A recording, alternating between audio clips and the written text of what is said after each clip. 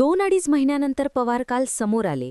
अजित पवारांच्या अपघाताबाबत बोलल्यानंतर पार्थ पवार आणि सुनेत्रा पवारांवरती दुसऱ्यांदा पवारांनी काल भाष्य केलं. पवारांची शरीरयष्टी सांगते की त्यांचं शरीर आता त्यांना साथ देत नाही, विचारही साथ देत नाहीत.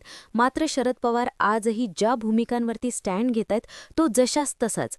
2019च्याच वेळी पार्थ पवारांच्या मताला आपण कवडीचीही किंमत देत ही याच वाक्यामध्ये थोडीशी सुधारणा करत काल शरद पवारांनी एक पुन्हा स्टेटमेंट केलं की पार्थ पवारांमध्ये राजकीय परिपक्वता किती आहे हे माहिती नाहीये, आहे की नाही हेही माहिती नाहीये. पुन्हा पहिल्यांदा पार्थ पवारांना शरद पवारांनी चेकमेट केलं. मुळात असं म्हटलं जातं की पवारांनी राज्यातील राजकारण जिथे जिथे हलवलं तिथे त्या व्यक्तीची क्षमता पाहून हलवलं. काल पार्थ पवारांवर केलं गेलेलं स्टेटमेंट पुन्हा पार्थ पवारांसाठी लाँग टर्म परिणाम करणार ठरणार आहे. घडलं काय काश्मोरे? काँग्रेसकडून ज्या व्यक्तीला उमेदवारी दिली गेली आहे त्या व्यक्तीचं नाव त्यांच्या विरोधामध्ये राष्ट्रवादीच्या सुनेत्रा पवार असणार आहे. जोर धरला जात होता की ही निवडणूक बिनविरोध करा. का म्हणून ही निवडणूक बिनविरोध करायची असा प्रश्न काल शरद पवार यांनी ठेवला. जिथे रोहित पवार, सुप्रिया सुळे यांची वेगवेगळी मतांतरे होती तिथे शरद पवारांची ठाम भूमिका होती की बिनविरोध निवडणूक का करायची, काँग्रेसने दिलाय तो उमेदवार योग्य किंवा उमेदवारी देणं योग्य. पवारांनी इतकासाच मेसेज सोडला आणि इतक्याच मेसेजमध्ये सुनेत्रा पवार आणि देवेंद्र फडणवीसांनी जे चक्रव्यूह बारामतीसाठी आखलं होतं ते भेदलं गेलं. सर्वश्रुत आहे की काल सुनेत्रा पवारांनी मी महाराष्ट्राचे मुख्यमंत्री राहिलेल्या पवारांची सून आहे, 4 वेळेस मुख्यमंत्री राहिलेल्या पवारांची सून आहे, 6 वेळेस उपमुख्यमंत्री पदाची शपथ घेणाऱ्या अजित पवारांची पत्नी आहे, इथपर्यंतचा टॅग लावून ही निवडणूक आपल्यासाठी किती सोपी आहे हे सांगण्याचा प्रयत्न केला गेला. पण मी म्हणेल की गेल्या 2 महिन्यांपासून जे सुनेत्रा पवारांविरोधात किंवा सुनेत्रा पवारांनी स्वतःहून जे आपल्या अवतीभवती पेरलं होतं त्याचा परिणाम सुद्धा बारामतीकरांवर होणार आहे. ज्या बारामतीचा 7-12 अजित पवारांच्या नावावर आहे तो पुढच्या 5 वर्षांनी त्यांच्याच नावावर ठेवला जाईल. मात्र ती जागा सुनेत्रा पवारांना दिली जाईल की नाही हा प्रश्न मुद्दा आहे. जिथे अजित पवारांचा घातपात झालाय की अपघात झालाय हा अख्खा महाराष्ट्र विचारत होता त्यावेळी सुनेत्रा पवार गप्प का? जे पार्थ पवार काँग्रेसला येत्या काळामध्ये याचे परिणाम भोगावे लागतील का तर त्यांनी सुनेत्रा पवारांविरोधात उमेदवार दिला असं स्टेटमेंट करतायत. त्या पार्थ पवारांनी आपली राजकीय सोय म्हणून सत्ताधारी लोकांना जवळ केलं आणि दिसून आंधळं आणि ऐकून बहिरं राहण्याची भूमिका घेतली.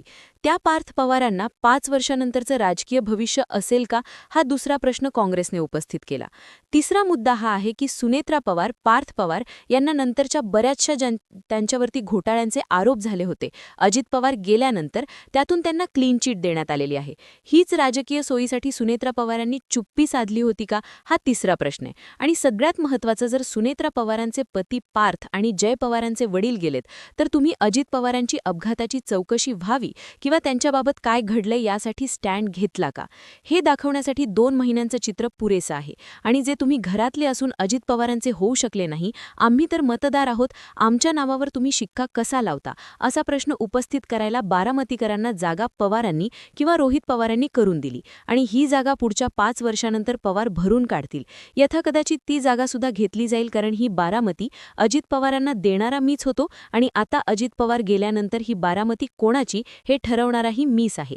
हे मेसेज जो आहे तो पवारांनी अजित पवार गेल्यानंतरच्या 3ऱ्या दिवशी बारामतीमधील नीरा नदीपात्राचा दौरा करून किंवा तिथील पाहणी करून हा मेसेज पोहोचवला होता. विलिनीकरणाची चर्चा जयंत पाटील आणि अजित पवारांमध्ये सुरू होती. 5-6 वेळा बैठका झाल्या.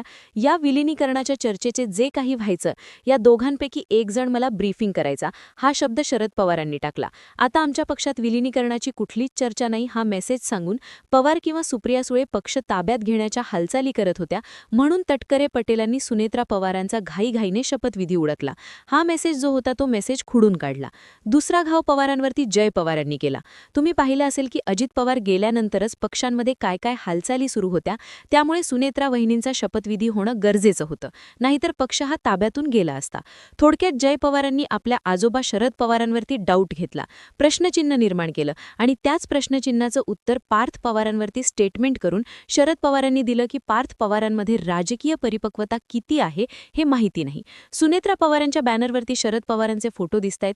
तुमचे आमचे पक्ष वेगळे आहेत, विलिनीकरण तुम्हाला करायचं नाहीये, आम्ही तुमचा पक्ष बळकावणार होतो, हे मेसेज देऊन माझा फोटो तुमच्या बॅनरवर का म्हणून लावता, असा प्रश्न काल शरद पवारांनी उपस्थित केला. उत्तर मिळालं की देवेंद्र फडणवीस असो किंवा इकडे सुनेत्रा पवार असो, शरद पवारांबाबत आपल्याला सहानुभूती आहे, ते ज्येष्ठ आहेत, त्यांच्याच आशीर्वादाने आम्ही चालतो, पण पक्ष वेगवेगळे ठेवतो. का? कारण अजित पवार गेल्यानंतर हे पवार तो पक्ष बळकावणार होते. विसरून गेले या पक्षाची स्थापना करणारे शरद पवार होते. विसरून गेले 6 वेळेस उपमुख्यमंत्री अजित पवारांची पत्नी मी सुनेत्रा पवार आहे, हे भाषणामध्ये जे वक्तव्य सुनेत्रा पवार करतायत ते 6 वेळेस उपमुख्यमंत्री होण्याची संधी देणारे शरद पवार होते.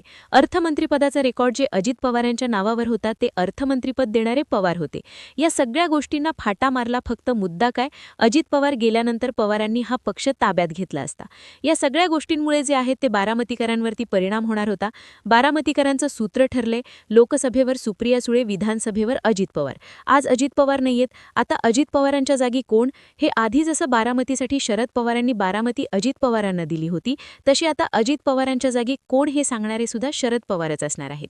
या एका 2 शब्दांमध्ये की निवडणूक बिनविरोध का करायची, या 2 शब्दातच सुनेत्रा पवार आणि फडणवीसांचा खेळ काल संपला. राहुरीसाठी सुद्धा भाजपने गेल्या 1.5-2 महिन्यांपासूनच फिल्डिंग लावली होती आणि पवारांना याची माहिती होती की पराजक्त तणपुरे मैदान सोडणारेत किंवा पराजक्त तणपुरे आपल्यातून फुटलेत आणि त्याची अनुभूती एवढ्या 1 महिन्यांमध्ये मुळात आलीच नाही. जशी नगरपरिषदांच्या निवडणुका त्यांचा पॅनल अपक्ष म्हणून लढला, त्याच पद्धतीची भूमिका जी आहे ती भूमिका आत्ताच्या घडीला पराजक्त तणपुरे यांनी घेतली आणि हे पवारांना माहिती होतं की पराजक्त तणपुरे आपले नाहीत आहेत. आता पराजक्त तणपुरे नेमके कोणाचे, तर जे सत्यजित तांबे, ज्यांचे त्यांचेच पराजक्त तणपुरे. सत्यजित तांबेंनी अपक्ष डाव राखला, अपक्ष राहिले, विखेंची मदत घेतली आणि त्यांची विधान परिषदेची किंवा नाशिक पदवीधरची निवडणूक जी आहे ती काढून घेतली होती. विखेंच्याच आशीर्वादाने किंवा अपक्ष येऊन विखेंनी पुढची 5 वर्षांची राजकीय सोय सत्यजित तांबेंना आपल्या बाजूने करून घेतली होती. कुणाला माहितीये, ज्या आत्ताच्या नगरपरिषदांच्या निवडणुका झाल्या, बाळासाहेब थोरात सत्यजित तांबेंसोबत फिरत होते किंवा प्रचार करत होते. बाळासाहेब थोरात काँग्रेसचे, सत्यजित तांबे कोणाचे आहेत, काँग्रेसचेही आहेत. निवडणुकांसाठी निधी आणण्यासाठी भाजपचे आहेत का, तर अपक्ष टॅग आहे. तोच टॅग पराजक्त तणपुरे लावणार. सत्यजित तांबे पॅटर्न पराजक्त तणपुरे राबवणार. पुढच्या 5 वर्षांनी याचे रिझल्ट काय असणार आहेत ते दिसणार. पण या सगळ्या खेळींमध्ये पवारांनी मात्र राहुरीसाठी सुद्धा उमेदवार देऊन आणखी एक वेगळा मेसेज देण्याचा प्रयत्न केलाय. जे गेलेत ते जाऊ द्यात, पण लोकशाहीमध्ये बिनविरोध निवडणूक झाली नाही पाहिजे. आता याआधी त्यांनी कुठे बिनविरोध निवडणुका काढून घेण्याचा प्रयत्न केला असेल, पण आत्ता जो मेसेज द्यायचा आहे तो दिलाय आणि पार्थ पवारांपर्यंतही पुन्हा जो सेकंड मेसेज पोहोचवायचा आहे की याच मेसेजमुळे जे 2019ला पार्थच्या बोलण्याला आपण कवडीचीही किंमत देत नाही असा मुद्दा मांडून पार्थ पवारांचं राजकीय करिअर संपवलं. त्याच पवारांना आज पार्थ पवार त्यांच्या बरोबरीने राज्यसभेवर गेलेत वगैरे वगैरे हे शब्द मांडले गेले. मात्र त्या पार्थ पवारांमध्ये राजकीय परिपक्वता आहे की नाही हे माहिती नाही. हे स्टेटमेंट करून पुन्हा एकदा शरद पवारांनी पार्थ पवारांना डाऊनफॉलमध्ये टाकले, जे की काँग्रेसच्या डाऊनफॉलवर बोलत होते. त्यामुळे पवार आता जे खेळलेत त्याचे दूरगामी परिणाम जे आहेत ते सुनेत्रा पवार आणि फडणवीसांवर होणार आहेत. बिनविरोधचं प्लॅनिंग फिसकटले. हा अजून 2-3 दिवस बाकी, अजून साम दाम दंड हे सगळे हातकंडे वापरले जातील. पण आजच्या डेटला पवार यांनी पुन्हा फडणवीस आणि सुनेत्रा पवारांना चेकमेट केलं. या सगळ्या घडामोडींकडे तुम्ही कसं पाहता, कमेंट सेक्शनमध्ये जरूर व्यक्त व्हा. अशाच माहितीपूर्ण व्हिडिओसाठी आपल्या ठळक बातम्या या YouTube चॅनलला सबस्क्राईब करायला विसरू नका. धन्यवाद.